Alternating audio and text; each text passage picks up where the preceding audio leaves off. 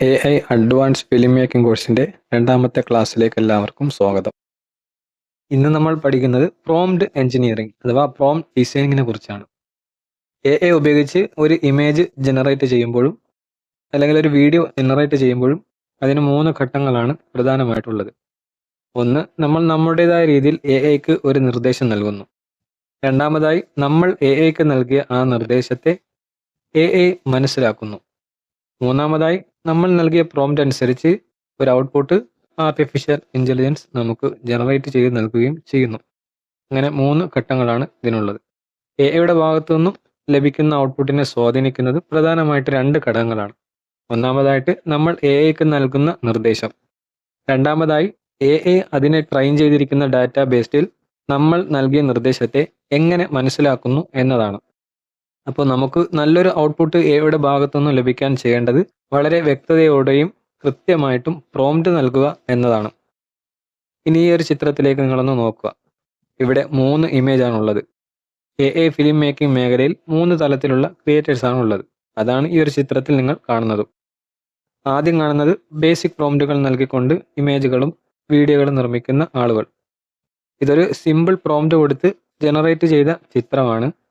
വെറും ഒരു simple prompt കൊടുത്തപ്പോൾ AI എന്തൊക്കെയാണോ ഉൾപ്പെടുത്തിയിട്ടുള്ളത് അതാണ് ഈ ഒരു ചിത്രത്തിൽ നിങ്ങൾ കാണുന്നത്. ചിത്രത്തിൽ ഒരു യുവാവ് ലാപ്ടോപ്പിൽ എന്തോ ചെയ്തുകൊണ്ടിരിക്കുന്നു. ടേബിളിൽ ഒരു ബുക്കും പേനയും ഉണ്ട്. ജനാലയിലൂടെ പ്രകാശവും വരുന്നു. അപ്പോൾ ഇതാണ് ഈ ഒരു സിമ്പിൾ പ്രോംപ്റ്റ് കൊടുത്തപ്പോൾ AI നൽകിയ ചിത്രം. ഇനി മധ്യത്തിലുള്ള രണ്ടാമത്തെ ചിത്രം നോക്കുക.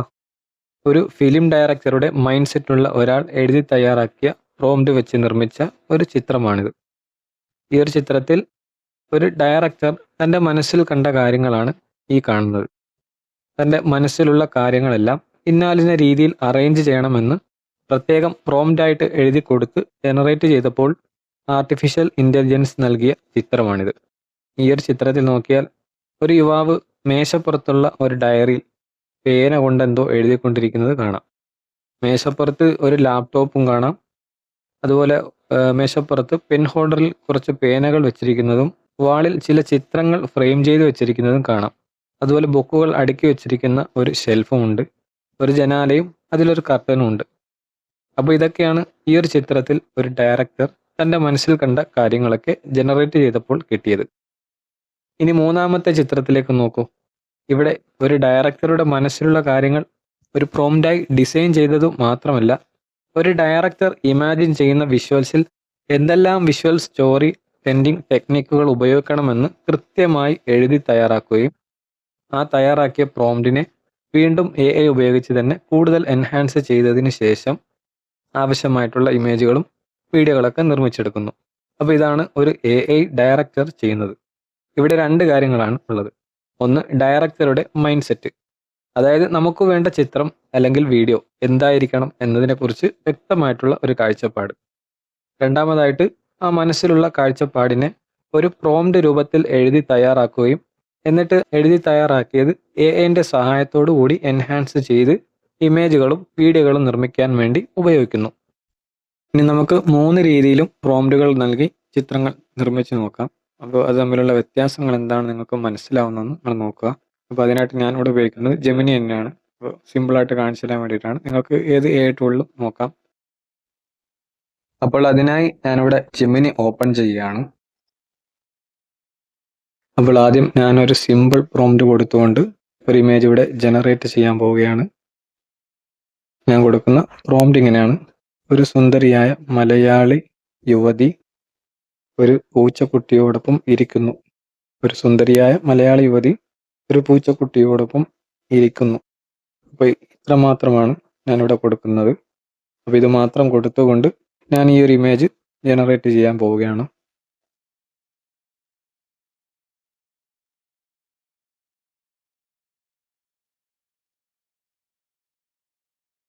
ഓക്കെ, ആ ഒരു ഇമേജ് നമുക്കിവിടെ ജനറേറ്റ് ആയി കിട്ടിയിട്ടുണ്ട്. ഈ ഒരു ചിത്രത്തിൽ നോക്കിയാൽ വെള്ള സെറ്റ് സാരി ഉടുത്ത് തലയിൽ മുല്ലപ്പൂ ചൂടി ആഭരണങ്ങളൊക്കെ അണിഞ്ഞിട്ടുള്ള, കണ്ടാൽ അമ്പലത്തിലേക്ക് പോകുന്ന രീതിയിൽ വേഷം അണിഞ്ഞിട്ടുള്ള ഒരു മലയാളി പെൺകുട്ടി ഒരു പൂച്ചക്കുട്ടിയെ മടിയിൽ വെച്ച് വീടിൻ്റെ മുൻവശത്ത് ഒരു മാറ്റിലിരിക്കുന്ന ചിത്രമാണ് ഇവിടെ നമുക്ക് നൽകിയിട്ടുള്ളത്. കൂടാതെ ചിത്രത്തിൻ്റെ പശ്ചാത്തലത്തിൽ ഓടുമേഞ്ഞ ഒരു വീട് കാണാം. കുറേ ചെടികളും വാഴകളും തെങ്ങുകളും കുറേ പൂക്കളമൊക്കെ കാണാം. പെൺകുട്ടിയുടെ അടുത്തായിട്ട് ഒരു ഭരണി പോലുള്ള ബോട്ടിലും കാണാം.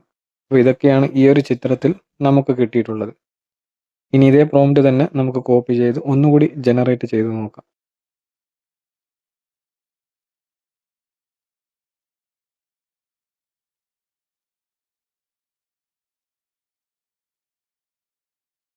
ആദ്യം തന്ന ചിത്രത്തിലുള്ളത് പോലെ തന്നെയാണ് ഇതിലും തന്നിട്ടുള്ളത്. കാര്യമായ വ്യത്യാസമൊന്നുമില്ല. ഓക്കെ, പശ്ചാത്തലത്തിലൊക്കെ ചെടികളും വാഴകളും തെങ്ങും ഓടുമേഞ്ഞ വീടുമൊക്കെ കാണാം.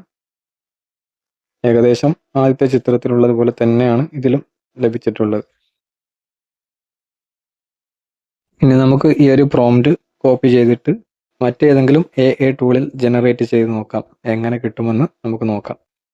അപ്പോൾ അതിനായിട്ട് ഞാനിവിടെ ഉപയോഗിക്കുന്നത് ഗൂഗിൾ ലാബ്സിൻ്റെ ഫ്ലോ AI ടൂളാണ്. അപ്പോൾ ഫ്ലോ ഞാനിവിടെ ഓപ്പൺ ചെയ്യുകയാണ്.